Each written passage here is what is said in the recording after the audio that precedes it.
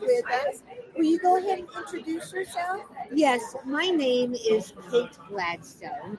I am the founder and CEO of Handwriting Repair, Handwriting That Works, and the author of Read Cursive Fast, now in its second printing from National Autism Resources.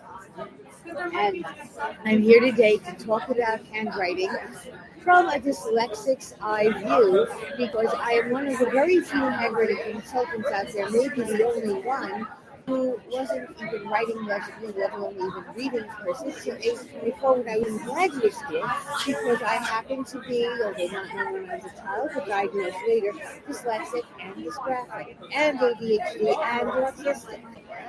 You're all kinds of neurodiverse. Basically, yes, I have certain observations, let's say, from the other end of the clinician's desk about what is going on in handwriting, as well as other subjects. I've had to deal with helping people in other subjects that have come up in handwriting, but of course my main focus has been handwriting, and I would like to leave it to you to ask the questions, and I'll just shoot my mouth off from there.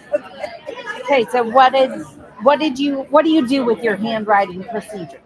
What I do with my handwriting procedures, of course, is first to look at the individual's handwriting, and the individual could be anyone from a preschool child just learning the alphabet to an older person who has had difficulty all his life or her life. For instance, until electronic prescribing came in, a very large number of my clients were MDs, and a very large number of them actually were known to be dyslexic, dysgraphic, or otherwise neurodivergent, which hadn't hindered them in being MDs, except that it added to the notorious handwriting difficulties of the profession. In fact, a significant number of people whose workforce my guests were referred to me by hospitals because those doctors were facing death by penmanship suits, death by handwriting suits, or because the hospital actually was at risk in some cases of having its accreditation lifted. And there were times when I had to work professionally, actually, either with individuals or with groups. And in one instance, believe it or not, I was at a hospital in California. I don't want to name it, but one of the largest hospital networks in that state, teaching a class, when all of a sudden people walked in suits. I was sitting there where maybe some doctors who just had been tied up and couldn't join the class when it started, but had to come along as my classes had a roster that you could walk in. But I was told when they arrived that they actually were from the legal department, because they were there because one room down the hall had people from a place called JACO, Joint Commission on Education and Health Organization, basically, and people were talking to them about JACO wanted to de-accredit the place, and the legal team was trying to prove that, no, you shouldn't, because literally, as we speak, as you're going to bring up all these people because of folks they've harmed and even killed, we have a woman down in the auditorium, working with these same culprits to rectify the situation. So that's why all the suits were marching in that fine morning. Oh, wow. Fortunately, I was able to get them involved, and in fact, to this day, the befores and afters on my website, handwritingthatworks.com, include some that I had permission to post from that particular session. And it was actually in that instance a 90-minute class, and you'll see a huge difference in the befores and afters. Do you do one-on-one sessions? I definitely do one-on-one sessions, and these days by Zoom as well as by other means. Of course, with Zoom, I try to follow up, if not by personal meetings, then by email and leaving people samples that they have to write and assignments to get back to me. I like to meet in person, and when I do meet in person, that's been less possible now than it was before, BC before COVID. However, my practice has been, wherever possible, even for one individual, to go to the person's site. One, because this means I don't have to worry about setting up my office. Two, because it means I can be with the person in his or her environment at home, work, or school. And three, most people who need my services have other needs, and they have other parts of their life. Handwriting is not the only thing. In other words, if I'm working with an 11-year-old who has dyslexia, he or she probably also has soccer, therapy, tutoring, remedial stuff, probably things that he or she does in his or her life and doesn't want to cut out, like a hobby or a special interest or just time with friends and family. I want to minimize the time that they spend with me. For the same reason, I very much prefer, when I'm working with anyone of school age, including college age, to work on weekends, especially long weekends, 3 or 4 day weekends, or vacations such as Thanksgiving vacation, winter vacation, summer vacation, so that the person does not have to contend both with schoolwork and with me. Even though it's possible to repair handwriting, as I call it, while one is doing other things, it's difficult. It's rather like trying to repair a bicycle while you are riding it. Yeah, no kidding. So thinking about your career, what is the biggest success story you can think of that comes to mind? The very biggest success story happened for me about 10 years ago in a small town in Massachusetts, where I was actually paid on the upshot out of the IEP fund, which I hadn't expected to be. And I was called in desperation by the mother of a 16-year-old. The mother was actually someone I happened to know somewhat, as she is a professional calligrapher and I am among the things a semi-professional calligrapher.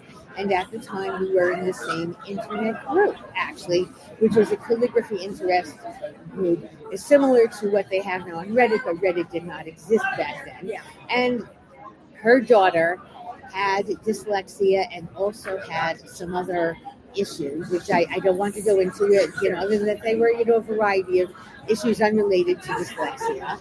And this daughter was 16, was in school, and had been diagnosed with dyslexia at an early age. Had a tutor who worked with her on every subject, including handwriting, but on handwriting, the tutor's work had been unsuccessful, even though the tutor had been trained by one of the major dyslexia groups out there, which I don't want to name, as they have a table, a presence at this conference, and I am not into bad mouthing. Right. Even if I don't see eye to eye with them, we are all trying our best with the best that we Absolutely. have. But in any case, it seemed that the young lady's handwriting actually became worse the more and more diligently she followed the tutor's recommendations. So the family decided to get the tutor very angry by discharging the tutor from handwriting, which I would take over while the tutor continued her very able work helping the young lady in other areas. Now, it was important for me and for the family, for this young lady, which I will call her Kitty, which is not her name, but is close to it. I don't want to reveal the name, as she is now a young professional, I understand, in her chosen field. And, well, anyway, Kitty wanted at the time to be a medical missionary in emerging nations. I understand her plans did change afterwards, for which handwriting would be important because, remember, she could not count on, this was a little before there were iPhones and such, she could not count on there being batteries and portals, under every palm tree. And this was actually probably more than 10 years ago, because the other thing was that Kitty was 16. She was going to be taking the SAT that year, and there had been rumors that the SAT was going to bring in a handwritten essay that would be a major part of the grade. Now, the school basically that she was in was a very trauma-informed school, and she had been through a lot of traumas in her life. And the school did not really focus on handwriting and really downplayed some other academics because they were very, very much into establishing your mental health and your personal balance. So, as I recall, as the school day was described to me, although I did not observe, let's say a math class or a spelling lesson, 2/3 of it might be let's breathe and ground and center and imagine the golden light percolating all through our bodies, before they got to the actual, algebra or Latin roots or whatever it may have been. I'm sure that the people in that school learned a lot. I have been through enough difficulties that I do not at all discount the importance of maintaining a psychological balance. And as it is, the young lady had a tested 160 IQ, so she was doing very well in many areas, but handwriting was a struggle. So anyway, the mother called up and arranged for me to spend what I call a long week during summer. I think it was during summer vacation. What I mean by long week is a full week plus the weekends on either end, so I was providing her with 9 hours to actually live in help. And I actually prefer to provide live-in help when I can. This was well before Zoom. I don't get that many live-in jobs nowadays, but I do treasure them when they come, and this was not the only one. What my typical procedure is to, make sure we're all rested, get up at a reasonable hour, start work at 10 so that the breakfast dishes and all can be cleared away, work until perhaps 3 and 4. If we beat our goals, knock off early, but at any event, knock off, and then we can spend the rest of the day relaxing, go to the movies, go to the mall, make some time to do whatever homework for the next day. And this way, people are able to relax, but they're still getting very concentrated instruction. And to lower the financial burden, I like to invite other people besides the identified client. In this instance, it was the young lady's parents, both because they were curious. They did not have handwriting issues themselves. Certainly, the mother and the calligrapher did not. But I wanted them around to see what I was doing, so that they could continue after I went home. Because if I can train them to do what their daughter is doing, then they can work with their daughter or their son. So in this case, it was their daughter, and have some, continuity so that it doesn't have to be me. What I want is to teach myself out of the job. I want to not have to be the handwriting lady, because I would like there to be a culture where everyone knew how to have handwriting, how to help another person, just as most people know how to help a little baby learn how to speak. I love that. I think that's great. Right. And if we all knew the basics of handwriting, just as we generally know the basics of how to help a child learn to walk and talk, and when they're a little older, how to help them learn how to take care of the bed at the table, and all the other tasks, then I could relax, and I could spend a lot more time doing things that are not handwriting, much as I love handwriting and love the calligraphy that I do. Yes. So in any case, I was up there. She was a very apt student, and most of the days that we were up there, we in fact finished our goals for the day between 12 and 2. But the scary thing was that the woman whom I had ousted from the handwriting portion of her work with the student, she was a little upset because now she was being paid a little less by the school district for the IP, and I was being paid, a few $1,000 that she wasn't being paid. And of course, she knew that I was, again, dyslexic. She had some notion that dyslexics couldn't be qualified to write, let alone teach writing, even though she'd seen my writing. She had seen me write. We'd written a couple letters back, not much, but I wanted to establish, my good faith with her. So at one point, I actually wrote her a note, and to get it to her, email was just starting up in those days, so I actually wrote something and sent it as an attachment to an email. I'm going to, her name was not Mara, but that's similar to going to call her Mara. So, dear Mara, I, hope we can work together as friends. And I wrote it out as a little note and attached it. And apparently she was outraged, and apparently according to the mother and according to the daughter, according to Kitty, who might have been the mother's name, if in case I have to mention the name of the story, I'm going to call her Janet, which was again not her name, but sure. Okay. Well, according to Janet, the mom, and according to Kitty, the daughter, the woman who had a very, expensive certification from a very well-known place was outraged because my handwriting was legible. From what she saw, it looked as if it would be rapid. which it is. I have been tested to write at 150 legible letters per minute, which Wow, is pretty that's high. very good. And not unknown among my students, by the way. But she was outraged because, according to her training, the only writing that dyslexics were able to do, according to her very expensive and very professional training, was that dyslexics have to join every letter. It has to all be in cursive. It has to be the kind of cursive where everything starts at the baseline, goes up. And the big thing with her was that she believed that dyslexics were physically and mentally incapable of writing a letter T unless it was as tall as, let's say, letter L or D. And her notion was that dyslexics, she had been taught in her very expensive training, are cognitively incapable of understanding concepts like in between or in the middle. They only understand big or little. And which one I think is an incredible accusation to make of a young lady with 160 IQ, you know. Right. Number two, even her own program didn't fit this. In other words, if you're saying you can't make a T that is shorter than the other ascenders, which is important for legibility reasons, as I'd love to demonstrate for you if we ever do video. I'd love to go and do series with you on handwriting issues if you'd like and demonstrate specific points as visuals. You will never get this anywhere else. Well, if you can't do a T that's shorter than an L, which pretty much every type font has for very good and sufficient reasons, you could look at literally all the type fonts we're looking at right here and look at how the T is.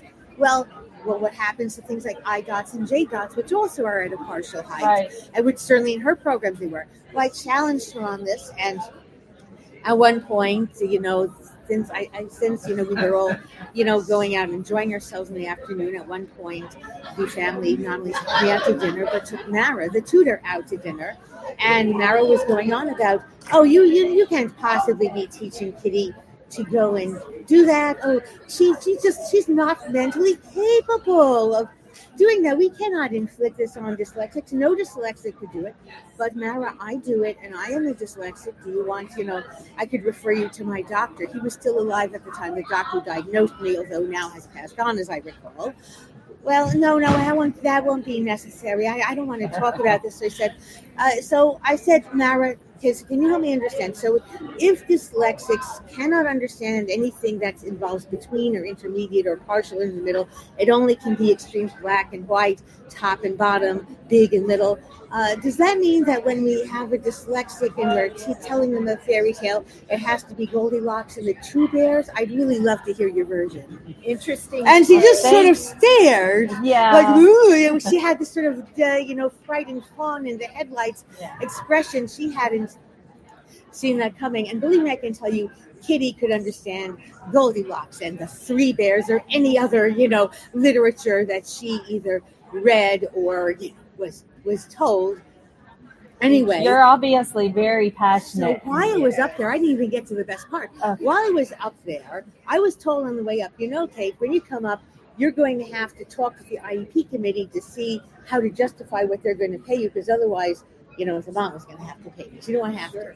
And they said the big thing the IEP committee is going to be saying is that there's no need for handwriting in the modern world, blah, blah, blah, blah, blah, blah, blah. Now, this was, before all the research on why handwriting is neurologically important and beneficial. But as it happened, it was the year that the SAT, as I said, was going to implement, the handwritten essay, proviso. And I happened to be going up. They lived in a small town near Boston. I took the bus up there. I do not drive for reasons relating to my own motor control. So I do not drive or own a car. So I was going up by bus because it was close enough that bus was more practical. The trains didn't go to that particular little tiny town. And on the way up there, the bus happened to pull over at some medium-sized town so we could all, grab lunch and have a break, bathroom break. Sure. And I went in and I bought a copy of the Boston Globe because on the front page was the announcement of that the SAT committee, the SAT people had just decided the handwritten essay would be part of it. And I knew that once I got into this little tiny small town, 2 hours later, I would be talking to the IEP people. So I walked into the IEP committee holding the Boston Globe and waving it around like a little flag and said, all right, now I want you to tell Jana and Kitty how handwriting is going to be unimportant for someone who wants to head to medical school, be a medical missionary in not so electronicized parts of the world. Let's see you tell her that. And that probably made a difference.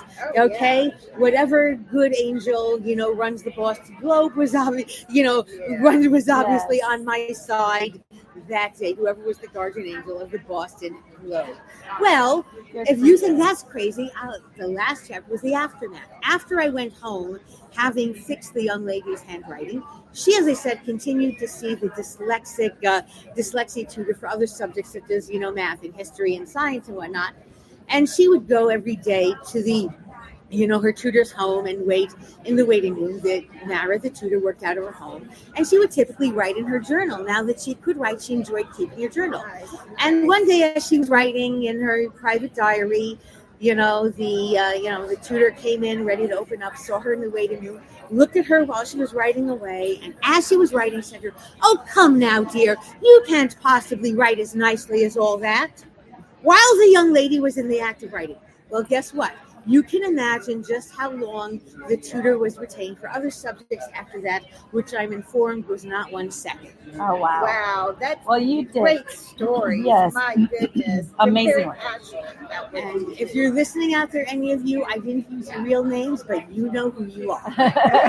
Well, thank you so much for coming by and speaking Yes, with we us love and sharing your this. stories. Thank We you. hope you have a good rest of your time We here. certainly do. And may I urge you to send someone to table 206 to see what I have to offer. Okay. See what my table partner, Jonathan Dubé, has to offer at his table. Okay. He would be a marvelous speaker, and I think he would just love. He has so many, many stories, and he would be a marvelous, marvelous guest. Yes. And by the way, if you want to hear another podcast, if you want me to come by tomorrow, I don't know if are we doing any recording tomorrow?